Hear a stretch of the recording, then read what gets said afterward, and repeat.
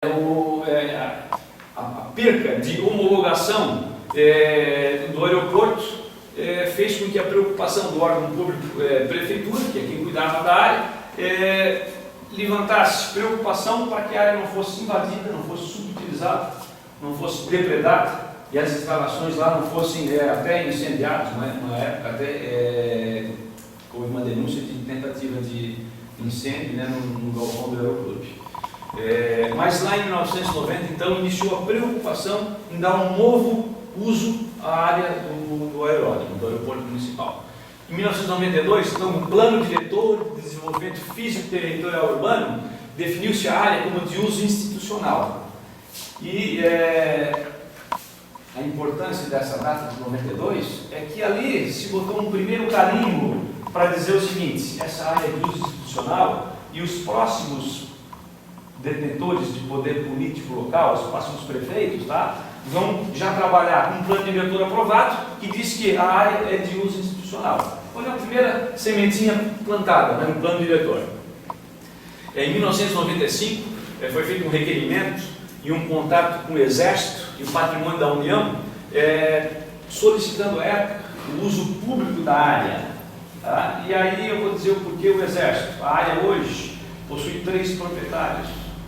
A época já, né? A época de 1995, a área possuía 3 proprietários, quais sejam a Prefeitura Municipal do Tubarão, a municipalidade, né? A Universidade, a Unisul, tá? E o Patrimônio da União na área final do aeroporto, né? Que é a área ocupada pelo Exército.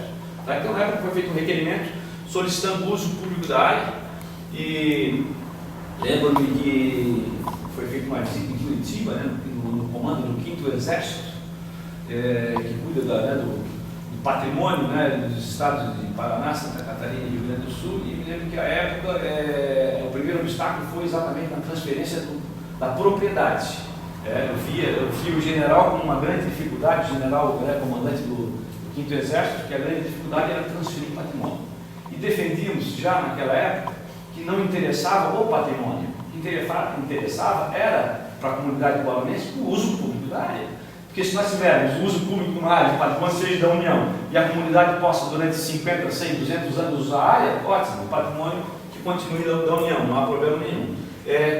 Com essa argumentação colocada na mesa, o Exército deu um ok para que as negociações evoluíssem. Tá?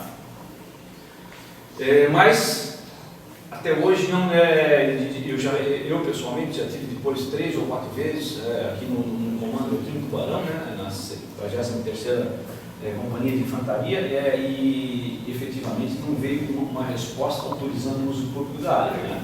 Mas é um assunto que eu não vejo um questionamento.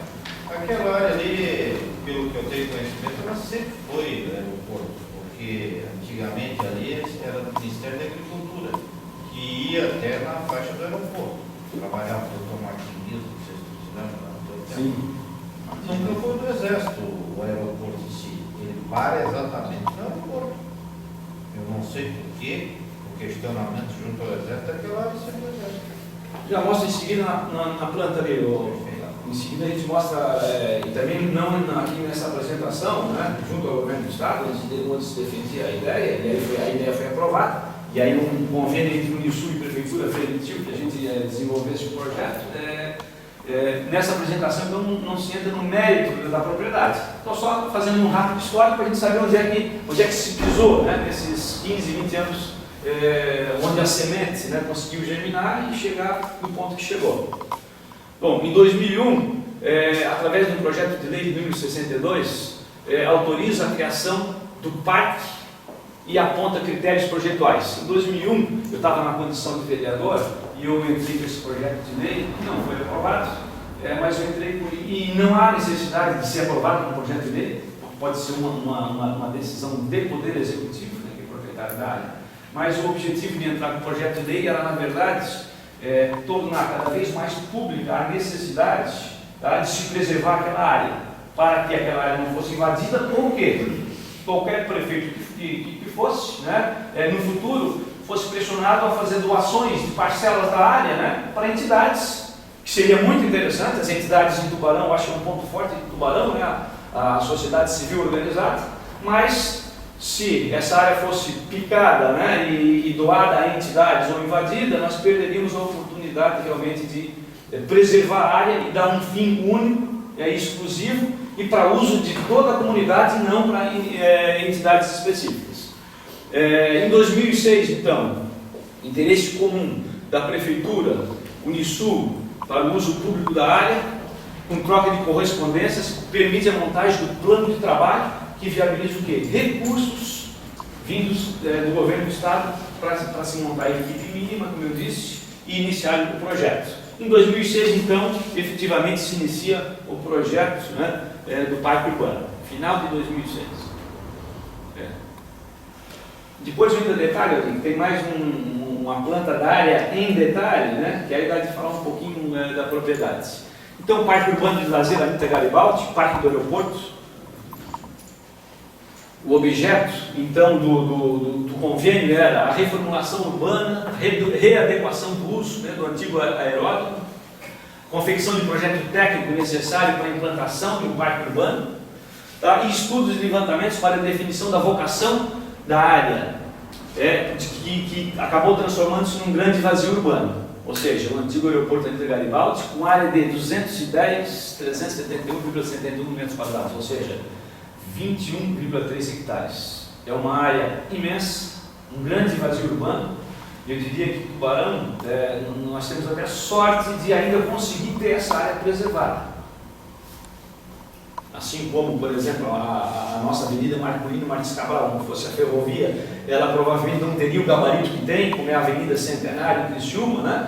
Então, algumas coisas do passado, né? Hoje a gente está colhendo benefício ou malefício, vai depender do rumo que a sociedade dá às coisas atuais. Itens técnicos que a proposta envolveria, desde coordenação e pesquisa, diagnóstico da população do entorno, e aí a gente caracteriza que nós temos esse grande vazio urbano, tem uma característica que são 4 comunidades de características socioculturais e econômicas distintas. E essas características socioculturais e econômicas distintas têm que se integrar através do parque. Né? Isso não é apenas filosofia, é a realidade. Hoje, o aeroporto, né? A área do antigo aeroporto, eu moro vizinho a ele, né? O Tomás também. Muitas vezes, esses dias eu fui passear de bicicleta ali, aí os policiais com metralhadora, porque não, houve denúncia que havia uma entrega de droga no aeroporto. Então, só para a gente ver que a área está sendo subutilizada, mas de qualquer jeito, o levantamento e o diagnóstico da comunidade do entorno tinha que ser feito. Né? Uma região de prestação de serviço, a região do fórum, né? um loteamento, né? de classe média, né? e média baixa em termos de poder aquisitivo, né? Um conjunto habitacional Comasa, né? lá da década de 70, tá? E a região do bairro Aeroporto e Vila Moema, próximo ao Farol Shopping, né? Uma região de poder aquisitivo mais alto. Muitas áreas livres, né, do loteamento do Salberton, dentre outros loteamentos, muitas áreas livres em volta. Então, continuando, diagnóstico da área, então, evolução urbana, histórico, levantamento de documentação e titularidade. Todo esse material que nós estamos mostrando aqui rapidamente, ele está arquivado, né, nós temos documento desse material. Né?